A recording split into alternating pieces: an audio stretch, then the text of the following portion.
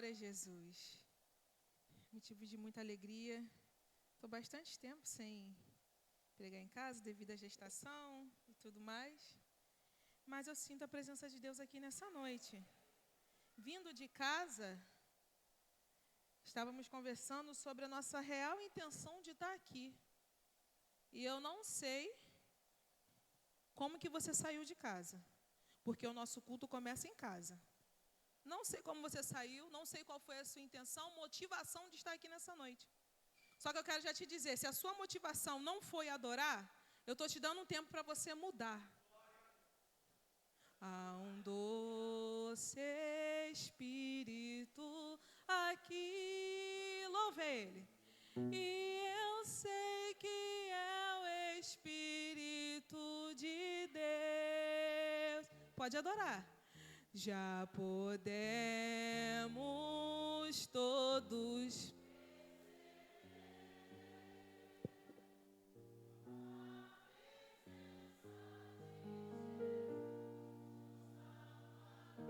Essa doce presença está aqui. Doce,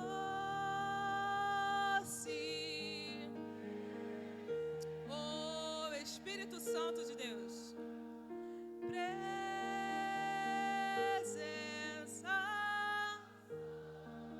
Continua no nosso meio, vem sobre nós,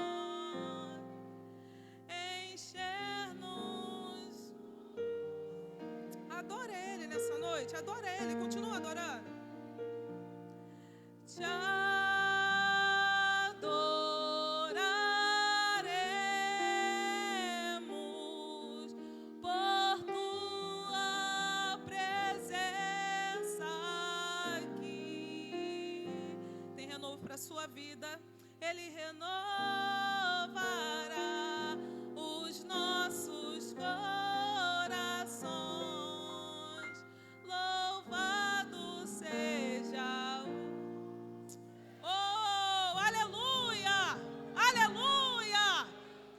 o Jesus, não cesse de adorar. Você adorar, você glorificar, não vai me atrapalhar.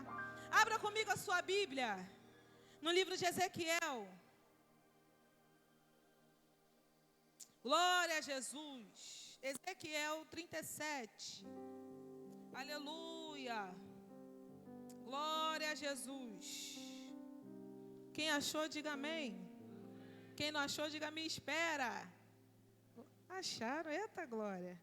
Ezequiel 37 vai dizer assim: e veio sobre mim a mão do Senhor, e o Senhor me levou em espírito, e me pôs no meio de um vale que estava cheio de ossos, e me fez andar ao redor deles, e eis que eram muito numerosos sobre a face do vale, e estavam sequíssimos. E me disse: filho do homem, poderão viver esses ossos? E eu disse: Senhor Jeová, tu o sabes. Então me disse: profetiza sobre estes ossos e dize-lhes: ossos secos, ouvi a palavra do Senhor. Assim diz o Senhor Jeová a estes ossos: eis que farei entrar em vós o espírito e vivereis. 7. Então profetizei como me deu ordem, e houve um ruído enquanto eu profetizava. E eis que fez um reboliço, e os ossos se ajuntaram, cada osso ao seu osso. 10. E profetizei como ele me deu ordem. Então o Espírito entrou neles, e viveram, e se puseram em pé, um exército grande e extremo. E você diz: glória a Deus. Quando falamos de Ezequiel, nós vamos lembrar que Ezequiel era um profeta de visões, né? E quando a gente entra nesse texto, Ezequiel agora ele recebe uma visão em um dos períodos mais turbulentos, mais caóticos de Israel. E que foi o período do cativeiro babilônico. E a Bíblia vai mostrar que Ezequiel estava tendo essa visão, e ele estava dentro de um vale de ossos sequíssimos. Ezequiel, quando ele recebe essa visão, ele está dentro da Babilônia, cativo. Só que quando nós vamos lendo, nós vamos ver que Deus ele não tem prazer em levar ninguém cativo. Não era da vontade de Deus levar Israel para cativo. Até porque Deus não tem prazer no sofrimento de ninguém. A prova disso está em Jeremias, que nós vamos ver que Jeremias ele vai vir profetizando, ele vai vir falando para Israel se consertar, não só Jeremias, como Amós, Isaías, Miqueias. Outros profetas também profetizaram sobre a queda de Israel. E o livro de Jeremias, ele vai vir falando que Jeremias ele trazia consigo, eu estou falando de Jeremias porque Jeremias era contemporâneo. Ele estava vivendo ao mesmo tempo que Ezequiel estava no cativeiro, Jeremias estava sofrendo em Jerusalém. Então Jeremias ele traz consigo na sua mensagem, presta bem atenção nessa introdução. Jeremias ele traz consigo duas mensagens. E isso hoje foi falado no monte. Falei, Jesus, obrigado pela confirmação. Vem falar sobre misericórdia e juízo. Misericórdia e juízo. Por que misericórdia? Porque Deus ele tem a expectativa que quando eu peco, você peca, que nós iremos nos arrepender.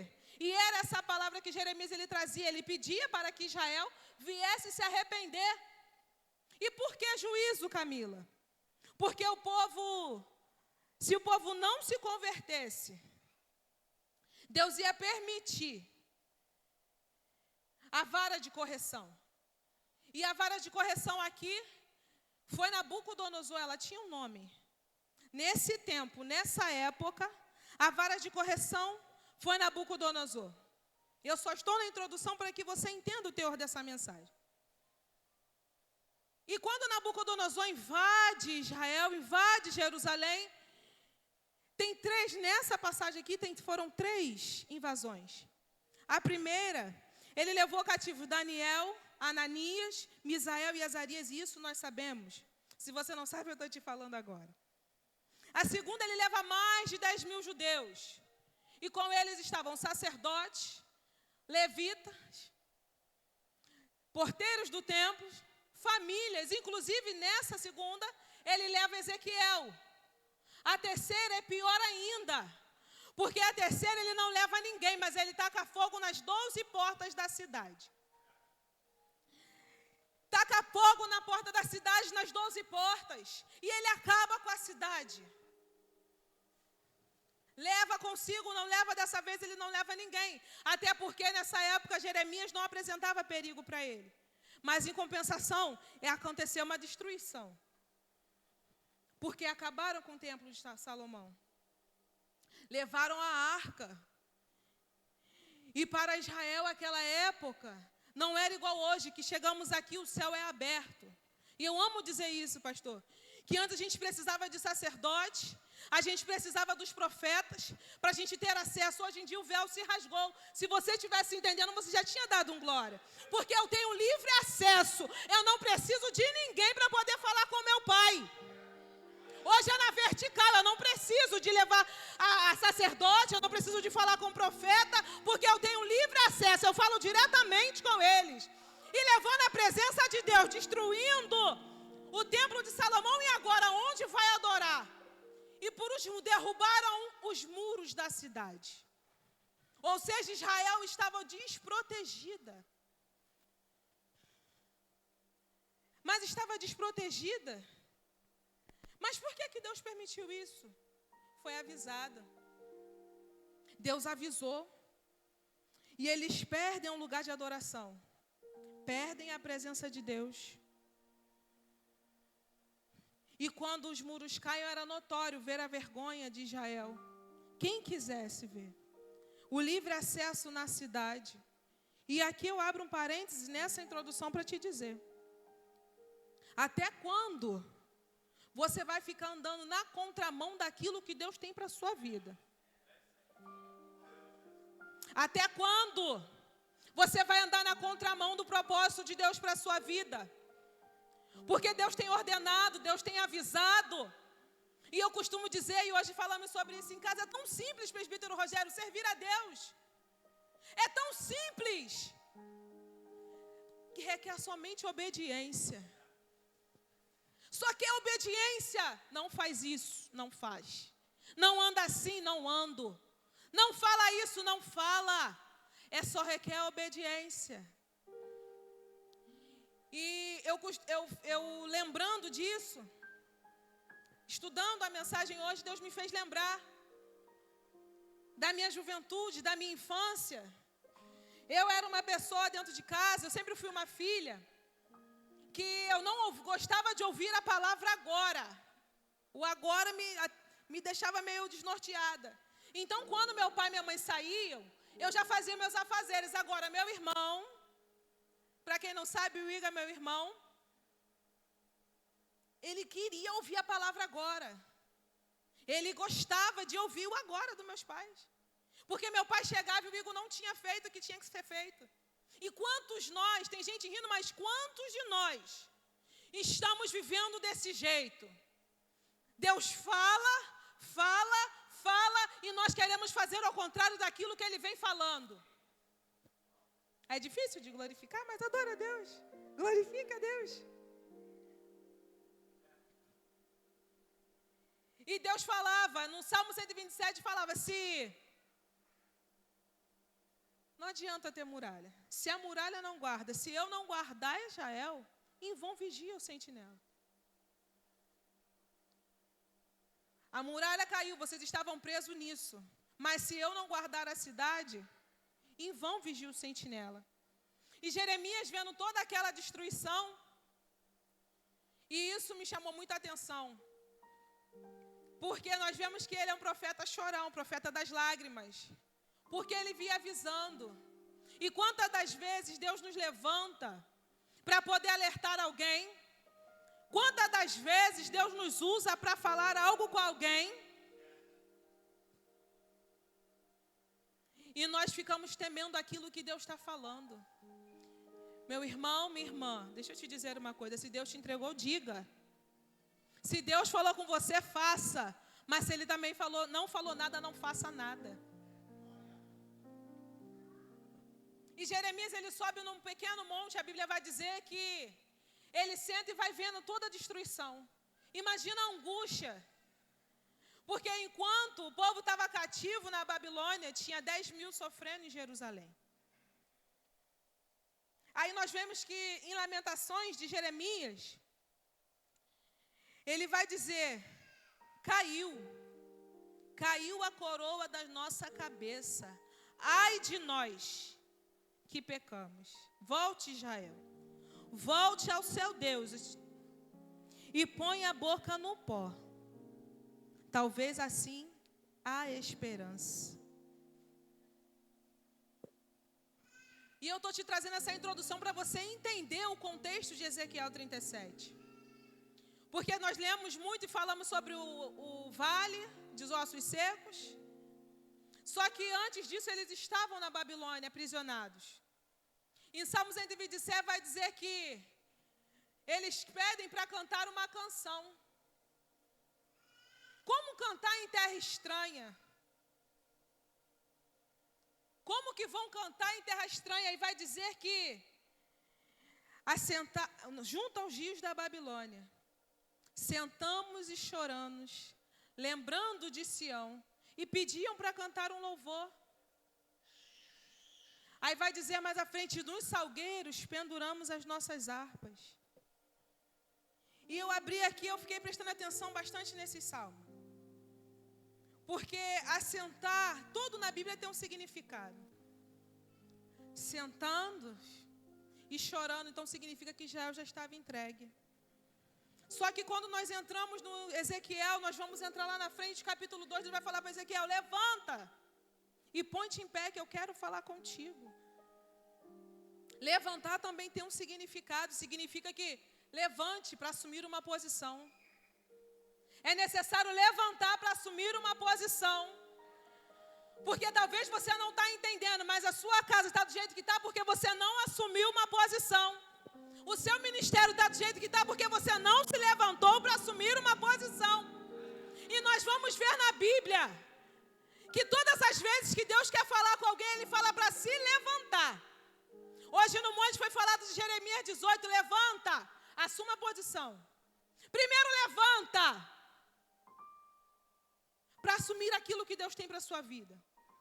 Porque nós estamos prostrados, queremos ficar prostrados. Porque as adversidades é difícil. Está doendo, está chorando, mas vai se arrastando, porque aqui a Bíblia vai dizer que assentamos e choramos, lembrando dos feitos. Só que Deus te trouxe aqui nessa noite, já foi falado que esse culto é culto diferente. Para de lembrar do que você já viveu e começa a viver o agora. Para de lembrar daquilo que você já fez e começa a focar no agora. Começa a focar no que Deus tem para a sua vida a partir de hoje. Começa a focar na sua vida. Oh, aleluia! Eu sinto a presença de Deus aqui. Só que nós não estamos mais acostumados a entrar em guerras. E Deus tem nos chamados para essa posição de guerra. 2025 não será um ano difícil, não será um ano fácil. Nós profetizamos no Entre Ela que o profeta voltou. Para os homens que não estavam lá, nós profetizamos que a profeta voltou. E eu quero te dizer aqui nessa noite também para homens, o profeta voltou. Chega na tua casa dizendo, o profeta voltou. Eu não sei como é que está dentro do seu lar, mas começa a profetizar, o profeta voltou. Para de viver o passado. Você orava, você jejuava, você buscava, você expulsava. Não, começa a viver o hoje.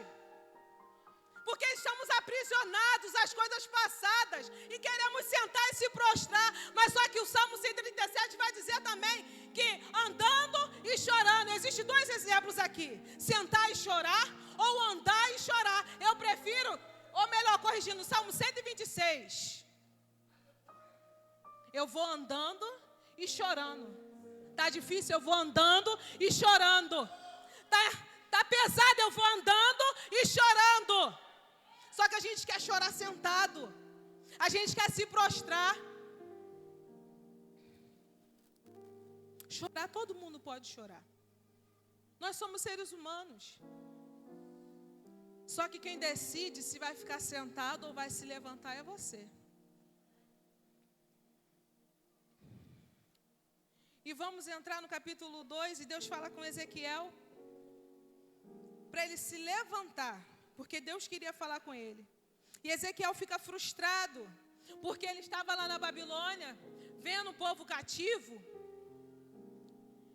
e ele estava sem esperança. Só que aí nós vamos ver que ele ficou o capítulo 1, 2, 3, 4, 5, 6 e 7. Só que no 8, ele ficou animado nesses capítulos. Só que no 8 ele se prostra de novo, porque ele não via nada diferente. Só que quando a gente nos prostra, eu costumo dizer que a promessa ela tem um tempo para nós. Nós gostamos de dar validade. Deus nos promete um dia, 2 dias, ainda está fervoroso. 3 meses, ainda estou fervorosa. 4, 5, 1 ano, 2, 3, 4. Aí a gente começa a perder a vontade de adorar a Deus como adorávamos antes. Mas quando chega no capítulo 8, vai dizer, Ezequiel vai dizer que eu estava sentado junto com os anciões de Israel. E eu vi uma mão aparecer do céu. E junto com uma mão ser resplandecente, da cintura era fogo. Da cintura era fogo para baixo. Era bronze. E ele se aproximou e colocou a mão no meu cabelo e me colocou de pé. Você entendeu isso? Eu vou ler de novo. Eu estava sentado junto com os anciões de Israel. E eu vi uma mão aparecer do céu. E junto com uma mão ser resplandecente. Da cintura para cima era fogo. Da cintura para baixo era bronze. E ele se aproximou e colocou a mão no meu cabelo e me colocou de pé. E você, vai ficar de pé por bem? Ou você vai esperar o Senhor te levantar? Como eu disse no início, Deus não tem prazer em aplicar juízo sobre as nossas vidas. Deus não tem prazer em executar o juízo sobre as nossas vidas, mas o que faz isso acontecer é a nossa desobediência. Porque Deus tem usado os profetas, Deus tem usado os pregadores, Deus tem usado o nosso pastor. Só que nós acabamos cometendo o mesmo erro de Ezequiel, só que hoje eu estou trazendo essa mensagem para te dar um alerta. Estamos no início de 2025, muitas coisas vão acontecer. Muitas coisas irão acontecer, mas tudo vai depender do meu posicionamento e do teu posicionamento. Até quando vai ficar se escondendo? Até quando vai ficar retendo aquilo que Deus te deu? Até quando vai ficar escondendo o chamado que Deus tem para a sua vida? Capítulo 37. Aí nós vamos ver que vai ter capítulo 37, versículo, para eu não errar.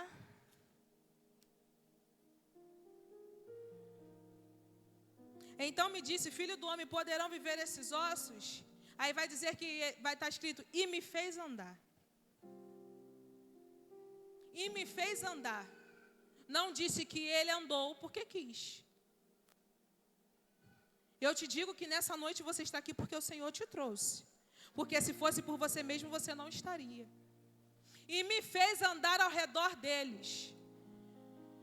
Vento, tribulação, é de um dia para a noite. Hoje está tudo bem. Só que amanhã eu sento na cama e boto o pé no chão, já está um vento, um reboliço dentro da minha casa, de um dia para a noite. E você fica sem saber o porquê. E só que tem situações que Deus está nos sustentando, e se não fosse o Senhor te empurrando, você não iria. Se não fosse o Senhor te empurrando, te motivando, você não estaria aqui. E me fez andar. E Deus te trouxe aqui para te fazer lembrar dessa situação que você está passando. E está falando, contempla aí agora dentro do seu lar. Contempla aí o seu trabalho. Vai contemplando aí aquilo que você está passando. Porque Ele vai te pegar pela mão e vai te fazer andar. Sabe por que Ele vai te fazer andar? E sabe por que foi levado em espírito? Porque se Ele fosse mostrar as coisas para a gente, na carne, eu digo no natural, nós não suportaríamos. Então é por isso que muitas coisas, pastor, Deus tem te mostrado em espírito. Muitas coisas, Priscila, Deus tem te mostrado em espírito. Porque se fôssemos viver na carne, a gente não aguentaria. E Ele tem te feito andar.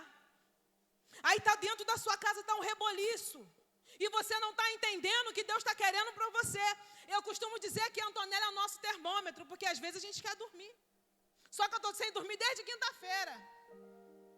E por coincidência, vamos botar assim, essa noite a Antonella decidiu dormir 4 horas da manhã. Eu precisando estudar, eu precisando hoje estar no monte de manhã. Só que era o termômetro de Deus falando assim, levanta e ora. Mas quantas vezes Deus tem nos procurado de madrugada para orar? Só que é muito mais fácil a gente ligar para o pastor, ligar para a líder de oração e falar assim, vem aqui orar na minha casa. Só que Deus está falando assim, profetiza dentro do teu lar. Profetiza sobre esse vale. Levanta, assuma a tua posição e profetiza. Porque quando a gente chega lá, fica tudo bem. Nós vamos orar. Chama a gente vai. Só que quando a gente chega lá, a gente não vê nada do que você está passando. Sabe por quê? Porque esse vale é seu. Esse processo é seu. Daniel é contemporâneo também de Jeremias. Daniel é contemporâneo também de Ezequiel. Só que o vale só estava Ezequiel, o vale era só para ele. Por que Deus não levou todos que estavam ali cativos na Babilônia para enxergar o vale? Por que Deus não leva, talvez, o seu marido junto com você nesse vale? Por que Deus não leva a sua esposa contigo nesse vale? Porque é para você abrir a boca, se posicionar e profetizar. Ah, se vocês estivessem entendendo essa mensagem. Se vocês estivessem entendendo a profundidade dessa mensagem. E a Bíblia vai dizer que no salgueiro, no Salmo 126, no Salmo 137, no salgueiro penduramos as nossas harpas. Quando pendura a harpa, é motivo de frustração. Orava, não quero orar mais. Se eu cantava, eu não quero cantar mais. Só que Deus te trouxe aqui para poder te dizer, até quando a sua harpa vai ficar pendurada? Até quando Vai precisar de injeção de ânimo para você pegar a sua harpa, porque a harpa era instrumento. Até quando a sua Bíblia já está empoeirada, meu querido, minha querida? Há quanto tempo você não passa 5 minutos de joelho falando com teu pai? Oh, aleluia! Glória a Jesus, há quanto tempo?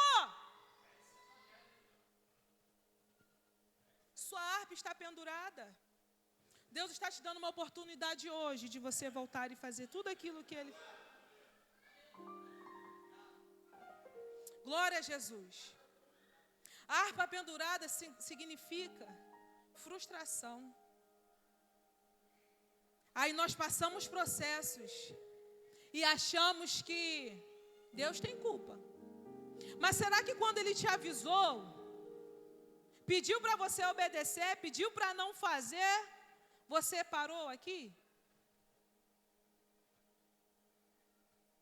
Harpas penduradas. Deus me fala muito sobre isso. Harpa pendurada. Você é do altar. A tua família é do altar. Precisa voltar. Precisa voltar a fazer aquilo que você parou de fazer. Você precisa voltar. Escute bem isso. Você precisa voltar.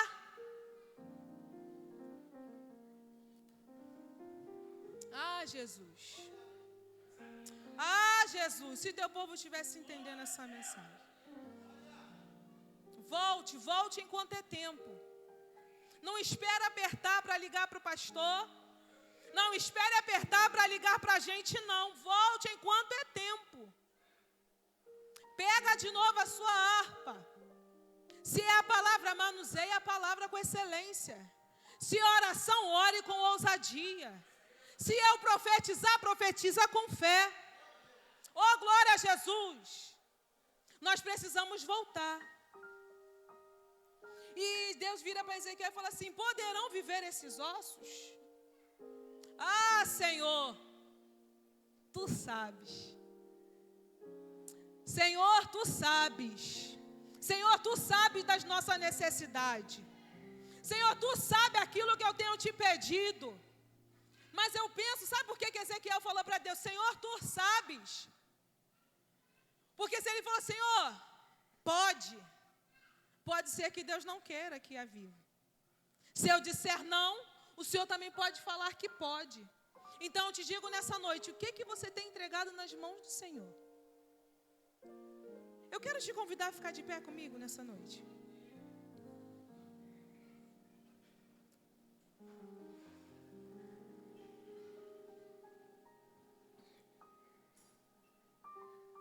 Eu aprendi uma coisa essa semana. E eu não vou passar da hora. Outro dia a gente termina essa mensagem.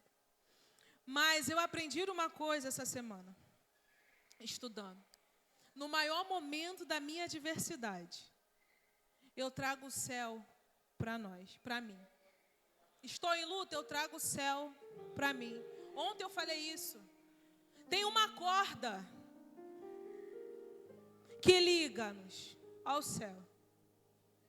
Então, quando eu estou passando o meu maior momento, ontem, 4 horas da manhã, eu estava trazendo o céu para mim, para entender o que Deus estava querendo fazer. Eu sou maluca mesmo, adoro assim mesmo, eu jogo o braço, eu danço. Sabe por quê? Ninguém sabe o que Deus fez por mim.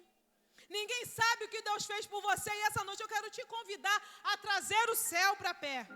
Isso aqui é um ato profético.